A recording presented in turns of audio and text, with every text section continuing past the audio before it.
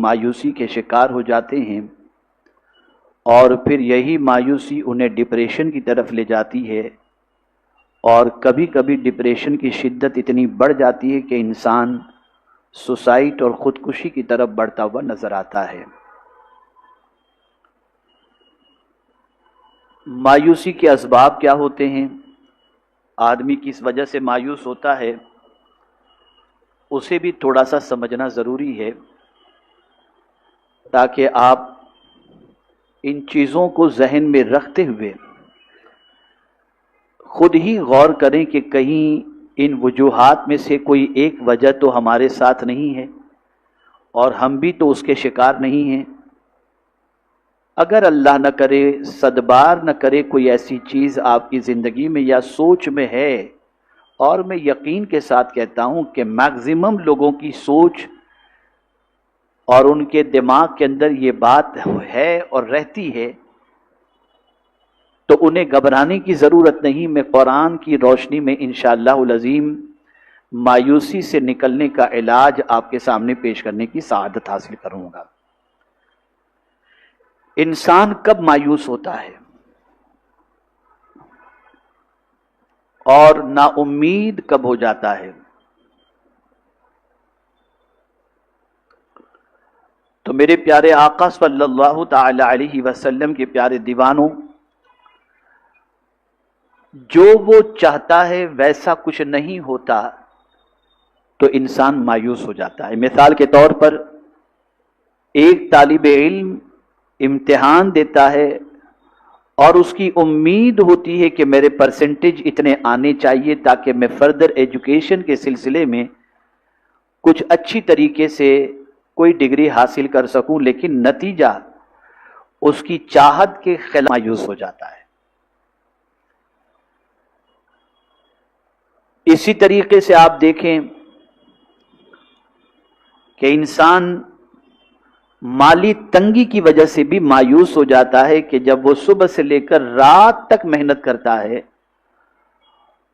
اور وہ یہ چاہتا ہے کہ اس کی محنت کے عوض کے اندر اسے اتنی رقم مل جائے، لیکن اس کی خواہش کے مطابق اس کو اتنی رقم نہیں مل پاتی، اور کبھی کبھی ایسا ہوتا ہے کہ مہینوں تک انسان کو ملازمت بھی نہیں مل پاتی، اور کبھی ایسا ہوتا ہے کہ جو مال اس نے کاروبار میں لگایا وہ بھی ختم ہو جاتا ہے اور انسان بالکل صفر ہو جاتا ہے۔ جیسا کہ کل ہی کی بات ہے کہ میں جب اپنے گھر سے نکل رہا تھا تو میری بلڈنگ کے نیچے مجھے ایک صاحب ملے اور انہوں نے اپنے بچے کے دیوالیہ ہونے کی بات مجھ سے کہی کہ میرے بچے کے اتنے پیسے فلاں نے ڈبا دی اور فراڈ کیا، جس کی وجہ سے بچہ کسی حد تک ڈپریشن کے اندر جاتا ہوا دکھائی دیتا ہے۔ تو یہ وجہ ہوتی ہے جس کے سبب سے انسان مایوس ہو جاتا ہے اور سوچتا ہے کہ اب میری زندگی کے اندر کبھی کوئی بھلائی آنے والی ہی نہیں ہے، یا میں زندگی میں کبھی کچھ اچھا کر ہی نہیں سکوں گا۔ مسلسل بہت ساری چیزوں میں ناکامی کی بنیاد پر، چاہے وہ تجارت ہو یا تعلیم ہو، جب وہ اپنی طبیعت کے مطابق اور خواہش کے مطابق نتائج نہیں پاتا تو مایوسی کا شکار ہو جاتا ہے۔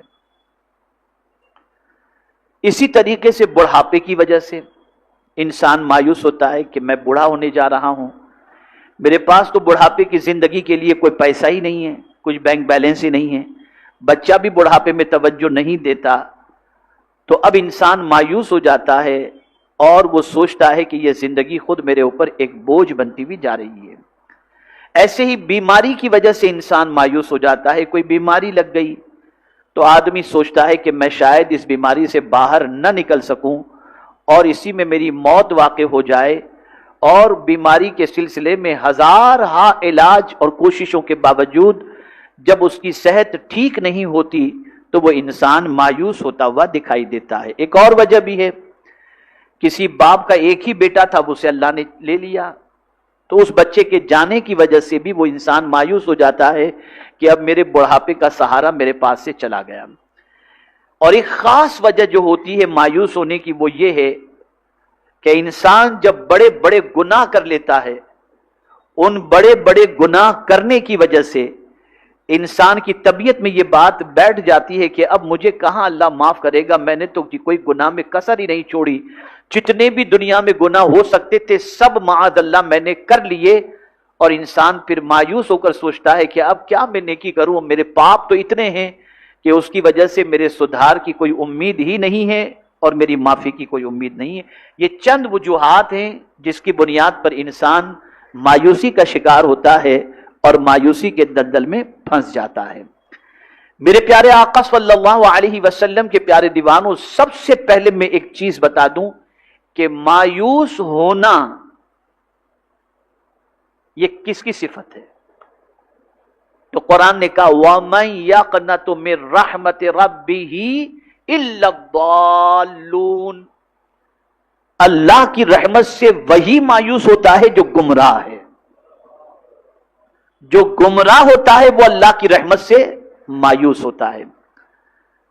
اسی طریقے سے میرے پیارے آقا صلی اللہ تعالی علیہ وسلم کے پیارے دیوانوں، رب قدیر جل جلالہ نے ارشاد فرمایا لا یسم الانسان من دعاء الخیر وان مسہ الشر فیئوس قنوط، آدمی بھلائی مانگنے سے نہیں اکتا تھا، بھلائی مانگنے سے نہیں اکتا تھا۔ وہ جب صبح ہوتی ہے مولا یہ عطا فرما دے، میں تو بہت ساروں کو جانتا ہوں اور دیکھتا ہوں کہ صبح اٹھنے کے بعد اپنی مرضی کے ٹائم پہ نماز پڑھتے ہیں فجر کی، یہ نہیں کہ فجر کے ٹائم پہ پڑھتے ہو، 10 بجے اٹھیں گے، 8:30 بجے اٹھیں گے، نہائیں گے، دھوئیں گے، وضو کریں گے، نماز پڑھیں گے، پھر لوہے قرآنی دیکھیں گے، پھر مال کی برکت کے لیے جو کچھ وظیفے ہیں وہ پڑھیں گے، مال ہی کے لیے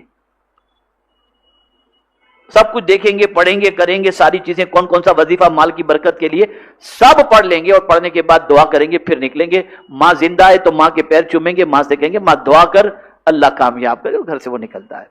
قرآن کہتا ہے بے شک، قرآن کہتا ہے لا یسم الانسان من دعاء الخیر، آدمی بھلائی مانگنے سے نہیں اکتا تھا، بہت مانگتا ہے، اور کوئی برائی پہنچے تو نا امید آس ٹوٹا، یعنی اگر وہ بھلائی مانگ رہا ہے اور ساری چیزیں مانگ رہا ہے لیکن اسے بھلائی نہیں پہنچ پاتی تو کیا ہوتا ہے؟ وہ مایوس ہی نہیں ہوتا بلکہ آس ٹوٹا، فیئوس قنوط قرآن نے کہا ہے، وہ ایسا اللہ سے آس توڑ بیٹھتا ہے، سوچتا ہے میرا تو کبھی بھلا ہونے والا ہی نہیں ہے، آس توڑ کر کے بیٹھ جاتا ہے۔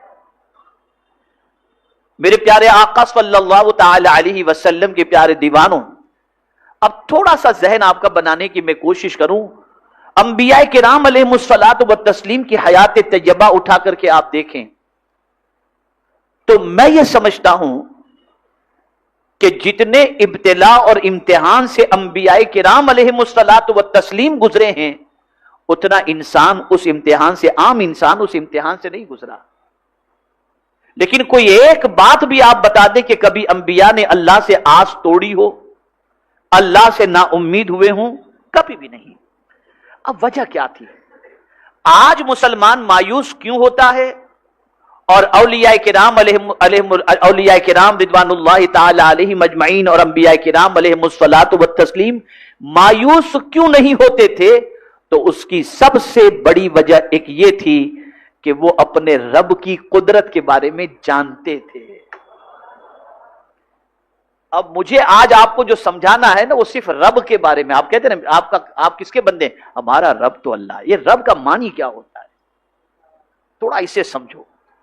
اور میں سمجھتا ہوں کہ اگر آپ نے آج رب کا مطلب سمجھ لیا اور رب کا معنی سمجھ لیا تو مجھے یقین ہے کہ حالات کیسے ہی کیوں نہ ہوں آپ انشاءاللہ کبھی مایوس نہیں ہوں گے اور نا امید نہیں ہوں گے۔ میرے پیارے آقا صلی اللہ علیہ وسلم کے پیارے دیوانوں، میں نے جس آیت کی تلاوت کا شرف حاصل کیا اس میں رب قدیر ارشاد فرماتا ہے ان الذین قالوا ربنا اللہ، بے شک وہ جنہوں نے کہا ہمارا رب اللہ ہے۔ کیا کہا؟ بولیے، ہمارا رب اللہ ہے۔ اتنا کہنے پر کام ختم ہو گیا؟ نہیں، ثم استقاموا، پھر اس پر جم گئے، پھر اس پر قائم رہے، ڈگمگ نہیں ہوئے، ہلے نہیں اپنی جگہ سے۔ جب اس کو کہہ دیا کہ ہمارا رب اللہ ہے اور پھر اس پر جم گئے، قائم رہے، تو اب اس کے بعد کیا ہوگا؟ اللہ ارشاد فرماتا ہے، اس کو میں بعد میں عرض کروں گا۔ سب سے پہلے تھوڑا سا رب کس کو کہتے ہیں اور رب کا معنی کیا ہے اسے تھوڑا سا سمجھا دوں، ایمان انشاءاللہ تازہ ہو جائے گا۔ میرے پیارے آقا صلی اللہ علیہ وسلم کے پیارے دیوانوں، رب کے معنی تین ہوتے ہیں: مالک، سردار اور پالنے والا۔ رب کا مطلب کیا ہوتا ہے؟ مالک، سردار اور پالنے والا۔ مالک، اللہ اللہ، آپ سے کوئی کہے یہ کار کس کی، اگر اس کار کا مالک کون ہے، اگر وہ کار آپ کی ہے تو آپ کہیں گے اس کار کا مالک میں ہوں۔ گھر کے بارے میں، جو آپ کا خود کا گھر ہے، کوئی پوچھے اس گھر کا مالک کون ہے، آپ کہیں گے میں ہوں۔ لیکن میرے پیارے آقا صلی اللہ تعالی علیہ وسلم کے پیارے دیوانوں، اللہ کے مالک بنانے سے آپ مالک ہوئے۔ اللہ اگر آپ کو دولت نہ دیتا تو آپ گھر کے مالک نہ ہوتے۔ اللہ عز و جل اگر آپ کو مال نہ دیتا تو آپ کار کے مالک نہ ہوتے۔ لیکن یہاں یہ بھی سمجھ لو، آپ ٹیمپرری مالک ہیں، پرماننٹ نہیں۔ آپ ٹیمپرری مالک ہیں، پرماننٹ نہیں۔ جہاں آپ کی پوزیشن خستہ ہوئی، آپ نے کسی کو بیچ دیا، اب مالک کوئی اور ہو گیا، اب مالک کوئی اور ہو گیا۔ پتا چلا کسی بھی چیز کا کوئی دنیا میں بھی اگر مالک ہے تو وہ انسان اگر مالک ہے تو ٹیمپرری مالک ہے اور اللہ کی عطا سے مالک ہے۔ لیکن ایک سوال میں آپ سے پوچھتا ہوں، اگر آپ سے کوئی پوچھے زمین کا مالک کون، کیا جواب دیں گے آپ؟ آسمان کا مالک کون؟ سورج کا مالک کون؟ چاند کا مالک کون؟ یہ اللہ کی ملکیت ٹیمپرری ہے یا پرماننٹ ہے؟ اور کسی نے اس کو مالک بنایا یا خود سے وہ مالک ہے؟ خود سے مالک ہے۔ تو رب کا معنی ہوتا ہے مالک، ایک معنی ہوتا ہے مالک۔ میرے پیارے آقا صلی اللہ تعالی علیہ وسلم کے پیارے دیوانوں، وہ جسے چاہے جب تک چاہے مالک بنا دے اور جب چاہے اس سے وہ چھین لے۔ کوئی انسان کسی چیز کا پرماننٹ نہ مالک ہے نہ خود سے مالک ہے۔ اگر مالک ہونا کما حق ہو، اگر کسی کی صفت ہے تو مصطفیٰ جان رحمت صلی اللہ علیہ وسلم کے رب کی اور ہمارے رب کی، اللہ عز و جل کی صفت ہے مالک ہونا۔ میرے پیارے آقا صلی اللہ تعالی علیہ وسلم کے پیارے دیوانوں، اور یہ مالک ہونے کے ساتھ ساتھ ہمیشہ کے لیے مالک رہنا، یہ بھی اللہ عز و جل کی صفت مبارکہ ہے۔ میرے پیارے آقا صلی اللہ تعالی علیہ وسلم کے پیارے دیوانوں، اب دوسرا معنی مالک، دوسرا معنی رب کا ہوتا ہے سردار۔ میرے پیارے آقا صلی اللہ تعالی علیہ وسلم کے پیارے دیوانوں، سردار کا معنی کیا ہوتا ہے؟ جو بلند مرتبہ رکھے۔ سردار کا معنی کیا ہوتا ہے؟ بولیے، جو بلند مرتبہ رکھے۔ اسی لیے ہر ایرے گیرے کو سردار نہیں کہا جاتا، جو سب میں بلند مرتبہ رکھتا ہے اسے، بولیے، اسے سردار کہا جاتا ہے نا۔ جو سب میں بلند و بالا مقام رکھے اسے سردار کہا جاتا ہے۔ ہم بھی تو کہتے ہیں نا کہ اللہ تعالی، کہتے ہیں نا اللہ تعالی، تعالی کے معنی بلندی کے۔ تو دنیا میں جتنوں کو بلند مرتبہ ملا وہ اللہ کی عطا سے ملا ہے۔ اسی لیے قرآن کہتا ہے قل اللہم مالک الملک تؤتی الملک من تشاء وتنزع الملک ممن تشاء وتعز من تشاء وتذل من تشاء بیدک الخیر انک علی کل شیء قدیر۔ سے چاہے ذلت عطا فرما دے، سب کچھ اس کے دست قدرت میں ہے۔ ہر کوئی، اگر دنیا میں کوئی انسان اگر بڑا ہے اور بلند مرتبہ ہے تو وہ کبھی یہ نہ سمجھے کہ میں پرماننٹ بلند مرتبہ رہوں گا۔ یہ ذہن میں رہے، سرداری سب کی پرماننٹ نہیں ہے۔ پرماننٹ اگر کوئی سرداری ہے تو صرف میرے رب قدیر جل جلالہ کی سرداری، اس کی سرداری ہمیشہ سے ہے اور اس کی سرداری ہمیشہ رہے گی۔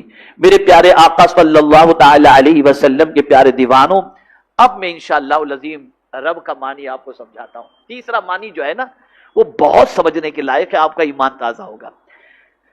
رب کا تیسرا معنی ہے پالنے والا۔ کیا ہے معنی؟ رب کا معنی کیا ہے؟ پالنے والا۔ اور یہی زیادہ تر دنیا جانتی بھی ہے، اور دنیا پالنے والا اپنے رب ہی کو سمجھتی ہے۔ اب پالنے والا کہا، اب اس کو میں تھوڑا سمجھاتا ہوں انشاءاللہ۔ کس کو پالنے والا؟ کس کو پالنے والا؟ انسان کو پالنے والا؟ क्या जानवर ही को पालने वाला? नहीं। कुरान कहता है अल्हम्दुलिल्लाहि रब्बिल आलमीन, सारे आलम को पालने वाला अल्लाह है। जितने भी आलम हैं सबका पालने वाला अल्लाह है, सबका पालने वाला अल्लाह अज़्ज़ व जल्ल है। मेरे प्यारे आका सल्लल्लाहु तआला अलैहि वसल्लम के प्यारे दीवारों, सारे जहानों का पालने वाला अल्लाह है। अब हम सोचते ये कब से पाल रहा है? जब से जहां को पैदा किया तब से पाल रहा है, और जब तक जहान रहेंगे अल्लाह पालता रहेगा।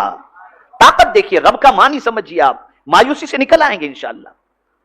आपके दिलो दिमाग से जितने भी मनफी तसव्वुरात और तखय्युलात हैं वो सब खत्म हो जाएंगे। जब आपने कह दिया कि अल्लाह हमारा रब है, तो रब का मानी समझ लीजिए, पालने वाला। और कब तक पालने वाला? किसका पालने वाला? तो मेरे प्यारे आका सल्लल्लाहु अलैहि वसल्लम के पालने वाला। किस तरह वो पालता है?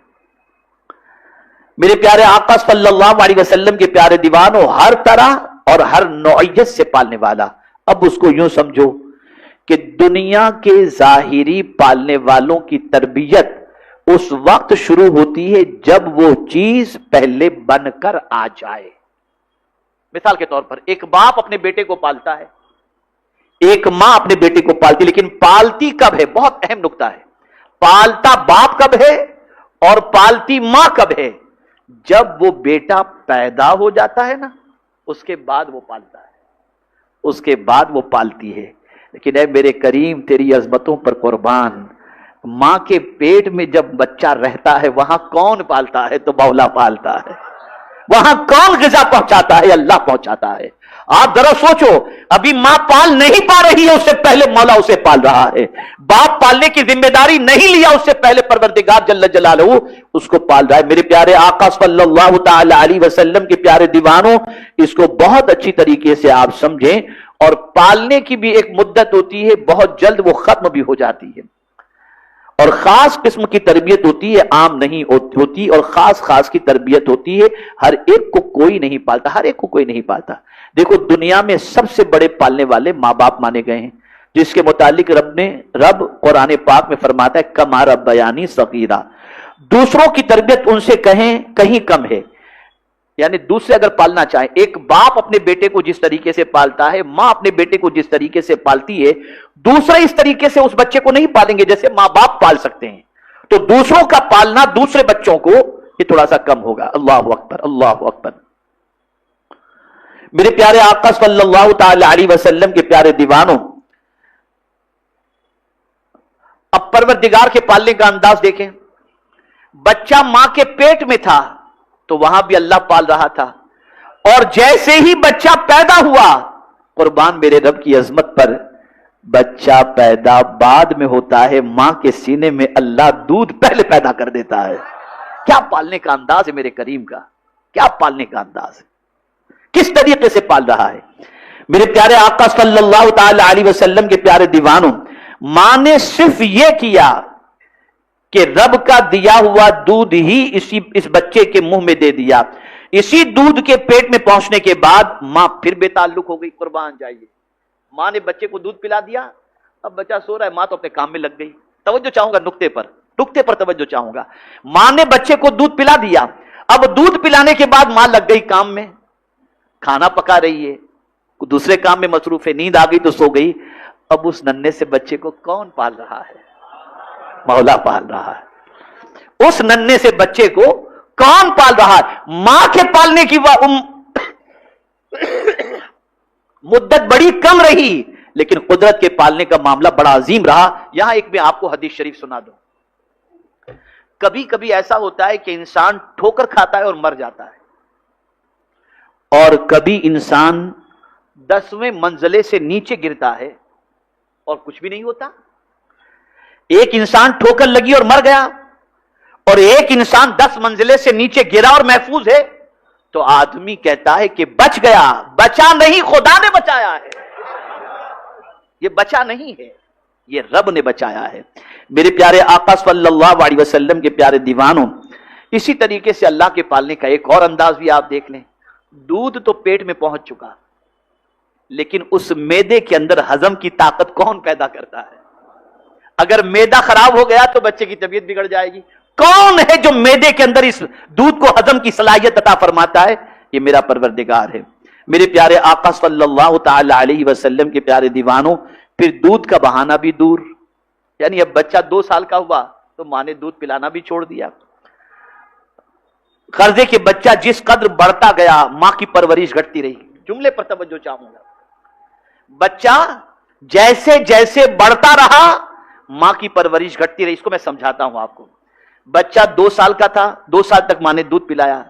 پھر اس کے بعد بچے کو ماں ہاتھ سے کھانا کھلانے لگی. اب بچہ بڑھ رہا ہے نا، بیٹا اپنے ہاتھ سے کھانا سیکھ لے، میں تجھے کب تک کھلاؤں گے. آئے ہائے.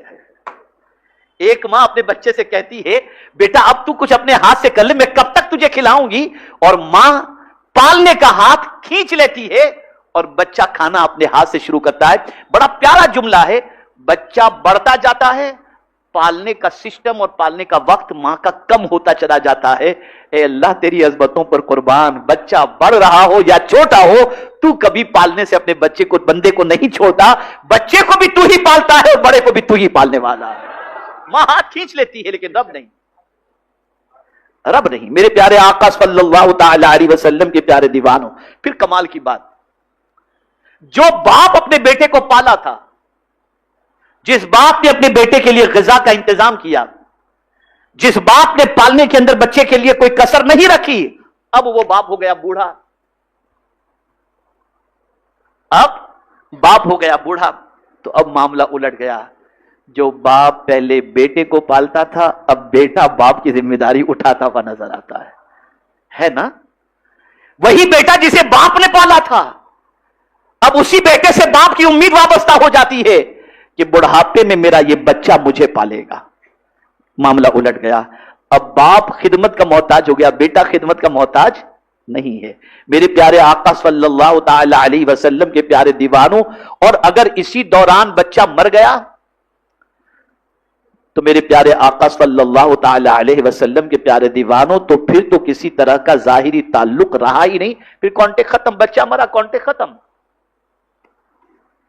قربان اس رب العالمین کے جو ہم کو باپ کی پیٹھ میں پالے، ماں کے پیٹ میں پالے، بچپن میں پالے، جوانی میں پالے، بڑھاپے میں پالے، تندرستی میں پالے، بیماری میں پالے.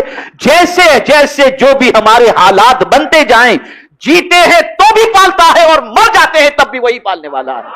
یہ میرے رب کی ذات. اور سب کو میرے پیارے آقا صلی اللہ علیہ وسلم وہ پالتا ہے. اور قربان جائیے، باپ پالتا ہے تو امید ہوتی ہے کہ بڑھاپے میں سہارا بنے گا. ماں پالتی ہے تو اس کی امید ہوتی ہے، اور کبھی کبھی تو معاوضہ بھی باپ مانگتا ہے اور ماں مانگتی ہے. اے میرے رب تیری عظمتوں پر قربان، تو اس طرح پالتا ہے کہ ہم سے کچھ مانگتا ہی نہیں کہ میں پال رہا ہوں مجھے کچھ دو. نہیں، اگر بے لوث پالنے والی کوئی ذات ہے تو وہ میرے رب قدیر جل جلالہ کی ذات ہے. میرے پیارے آقا صلی اللہ تعالی علیہ وسلم کے پیارے دیوانوں، پھر ہر طرح پالتا ہے. ہر طرح جسم کے ہر اعضا کو پالتا ہے. میں یہاں پر ایک حکمت بتاؤں، علماء تشریف فرمائیں، انشاءاللہ کافی لطف محسوس کریں گے اس کے پالنے کے انداز کو. مجھے یہ بتائیے، سر میں جو بال ہیں وہ بڑھتے ہیں کہ نہیں بڑھتے؟ جواب دیجئے آپ. لیکن اس کے پالنے کا انداز کتنا عظیم ہے. وہ ناک کو نہیں بڑھاتا، بال بڑھاتا ہے لیکن ناک نہیں بڑھاتا. آپ مجھے بتاؤ بال کی طرح روز ناک بڑھتا چلا جائے تو کیا حالت ہوگی. لیکن اے کریم تیری عظمتوں پر قربان کہ تو نے کہہ دیا لقد خلقنا الانسان فی احسن تقویم. کیا پالنے کا انداز ہے، خدا کی قسم آپ دیکھیں تو صحیح کیا پالنے کا انداز ہے. اور ایک تصور ذہن کے اندر محفوظ کر لو، آپ کو اور ہم کو پیاس لگتی ہے، ہم پانی پیتے ہیں، لیکن یہ یاد رہے پانی کے اندر تاثیر پیدا کرنے والی ذات خدا کی ہے. ورنہ یہ جملہ یاد رکھنا، یہ حدیث شریف ہے. یہ حدیث شریف ہے. بہت سارے لوگ ایسے ہوتے ہیں جو کئی لیٹر پانی پی لیں پیاس نہیں بجھتی. اور یہ حدیث شریف سن لو، جو لوگ جان بوجھ کر کے نماز قضا کرنے والے ہیں، جب ان کی موت کا وقت قریب آئے گا تو 7 سمندروں کا پانی بھی انہیں پلا دیا جائے ان کی پیاس نہیں بجھے گی. نہیں بجھے گی. تو پانی کا کام ضرور یہ ہے پیاس بجھانا، لیکن وہ پیاس بھی اسی وقت بجھائے گا جب اللہ عز و جل چاہے گا۔ آگ کا کام کیا ہے؟ بولیے جلانا۔ اتنی سی چنگاری کبھی کبھی جلا دیتی ہے۔ ابھی میرے پیر میں تھوڑا سا زخم ہے، ایک چھوٹا سے معاملے کے اندر وہ زخم ہو گیا، تو اب وہ ایک ہفتے سے ہے زخم، اتنی سی چیز سے زخم ہو گیا، جل گیا میرا پیر تھوڑا سا، اتنی سی چیز سے۔ حضرت ابراہیم علیہ السلام کے لیے اتنی سی آگ نہیں تھی کہ چلو ایک چنگاری یا ایک موم بتی لگا کر کے چھوڑ دی گئی، نہ اگربتی نہیں، آگ کا کنواں اگر کہا جائے تو غلط نہ ہوگا، تیار کیا گیا۔ لیکن جب اس آگ میں حضرت ابراہیم علیہ السلام کو حضرت ابراہیم علیہ السلام کو اس آگ میں جب ڈالا گیا، تو اب دیکھیے اللہ نے کیا فرمایا، آگ کو فرمایا یا قلنا یا نارو کونی بردم و سلامن علی ابراہیم، اے آگ یا نارو کونی بردا و سلامن۔ بردا کے معنی ٹھنڈک ہوتی ہے، بردا کے معنی ٹھنڈک۔ کبھی کبھی ٹھنڈک زیادہ بھی ہو تو آدمی پریشان ہو جاتا ہے، ہوتا ہے نا، لیکن میرے رب کی عظمت پر قربان جائیے، کہا یا نارو کونی بردا، اے آگ ٹھنڈی ہو جا، لیکن ایسی بھی ٹھنڈی نہ ہونا کہ میرا ابراہیم ٹھنڈی سے پریشان ہو جائے، وہ سلامتی والی آگ، سلامتی والی ٹھنڈی ہو جا کہ میرے ابراہیم کو کوئی تکلیف نہ ہو۔ آگ کا کام جلانا ضرور ہے، لیکن وہ اسی وقت جلا سکتی ہے جب میرا مولا چاہے۔ بڑا عظیم میرا پروردگار ہے، اس کی شان کا کیا کہنا۔ میرے پیارے آقا صلی اللہ تعالی علیہ وسلم کے پیارے دیواروں، دیکھیں پالتا کیسے، یہ کان ہے نا، یہ ہڈی ہے، لیکن اے کریم تیری عظمتوں پر قربان، اس میں سننے کی طاقت کس نے پیدا کی؟ یہ آنکھ کیا ہے؟ یہ چربی کا ایک چھوٹا سا وہ ہے۔ ایسا آدمی دیکھتا ہے کہ زمین پر کھڑا رہتا ہے اور آسمان کو دیکھتا نظر آتا ہے۔ کس نے یہ طاقت عطا کی؟ میں کبھی کبھی اپنی تقریر میں کہا کرتا ہوں، یہ جو بلب جلتے ہیں نا، 5 سال کے بعد یہ لائٹ بند ہو جائے گی، خراب ہو جائے گی، فیوز اڑ جائے گا، کچھ بھی ہوتا رہتا ہے، بلب خراب ہو گیا بدلو، ٹیوب لائٹ خراب ہو گئی بدلو، ہائیلوجن خراب ہو گیا بدلو، لیکن اس کی مدت بہت لانگ ٹائم کی نہیں ہوتی، 5 سال 2 سال 1 سال 6 سال 3 سال بس یہی ہوتی ہے۔ میرے رب کی عظمتوں پر قربان، لیکن یہ سب جلتی کیسے ہیں؟ کسی نہ کسی کنیکشن کی وجہ سے، کسی نہ کسی کنیکشن کی وجہ سے۔ اللہ اکبر، میرے رب کی عظمتوں پر قربان جائے۔ یہ 2 بلب ہماری آنکھوں میں، یہ 2 بلب، کوئی کنیکشن کہیں کا نظر نہیں آ رہا ہے، یہ پاور سپلائی ہو رہی ہے کہ کوئی ایسی چیز، یہ 2 بلب لگا دیے، 60 سال کے ہیں تب سے دیکھ رہے ہیں، پیدائش سے 60 سال سے دیکھ رہے ہیں۔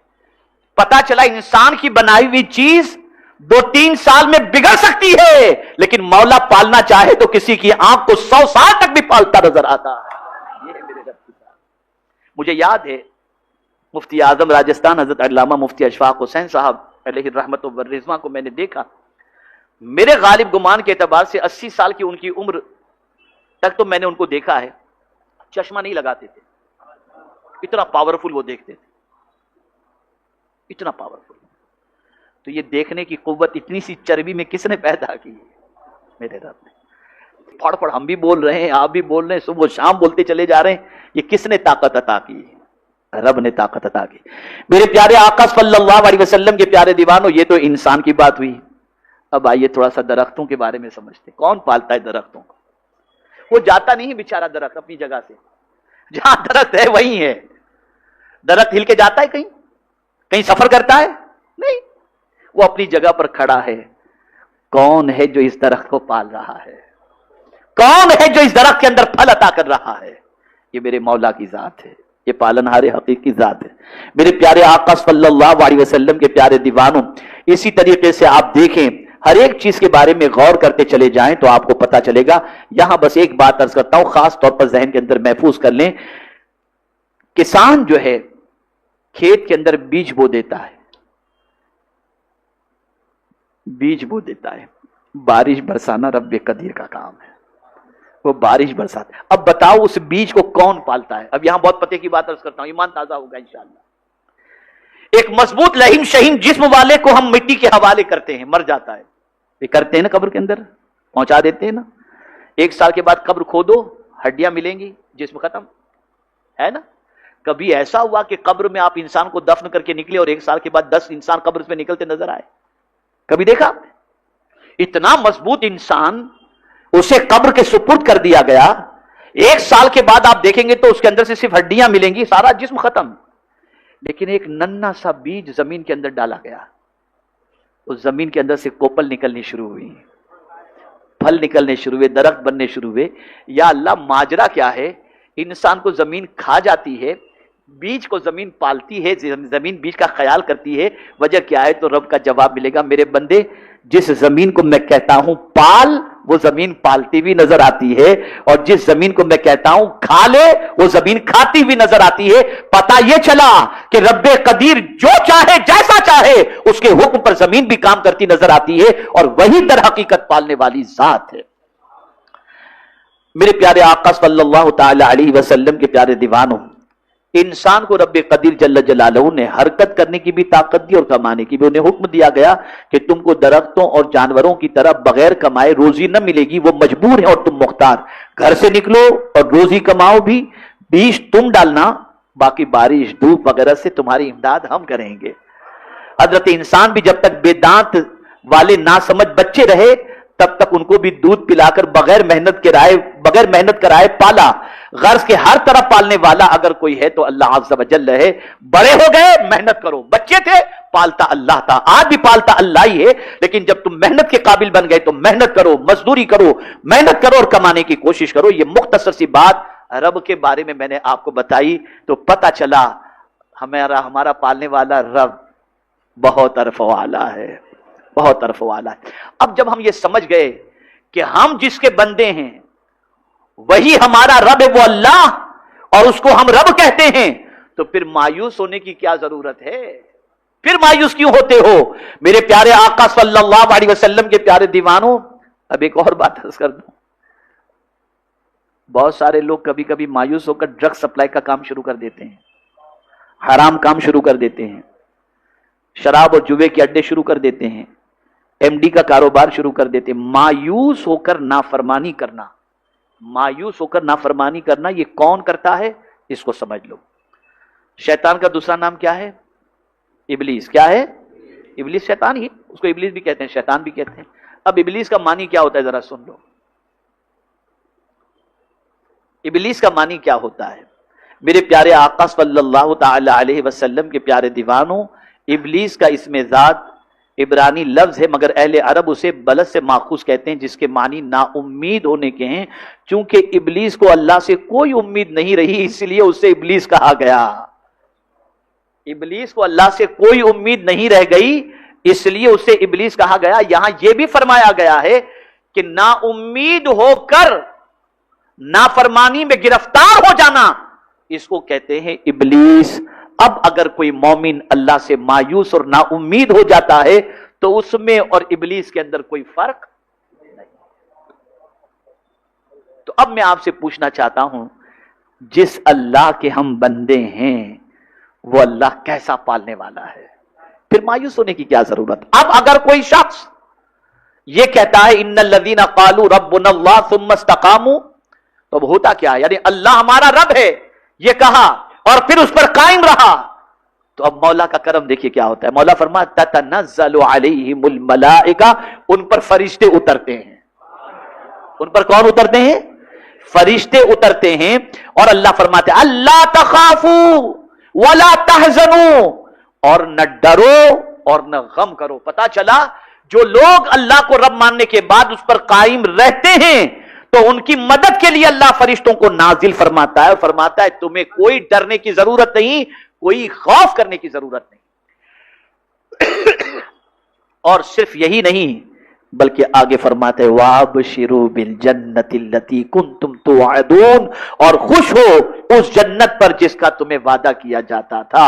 یعنی اگر تم اللہ کو رب ماننے کے بعد اس پر قائم رہتے ہو اور اس کو رب ماننے کے بعد مایوس نہیں ہوتے تو اللہ عز و جل تمہاری مدد کے لیے فرشتے بھی نازل فرمائے گا، اور ارشاد ہوگا غم نہ کرو، ڈرو نہیں، اور تمہارے لیے اس جنت کی بشارت ہے جس کا تم سے وعدہ کیا گیا تھا۔ یہاں سے یہ بات واضح طور پر سمجھ میں آئی کہ جو مومن ہوتا ہے وہ اللہ کی رحمت سے کبھی مایوس نہیں ہوتا. حالات کیسے بھی ہوں, کتنے ہی برے کیوں نہ ہوں, اللہ کی رحمت سے کبھی مایوس نہیں ہونا چاہیے. وجہ کیا ہے؟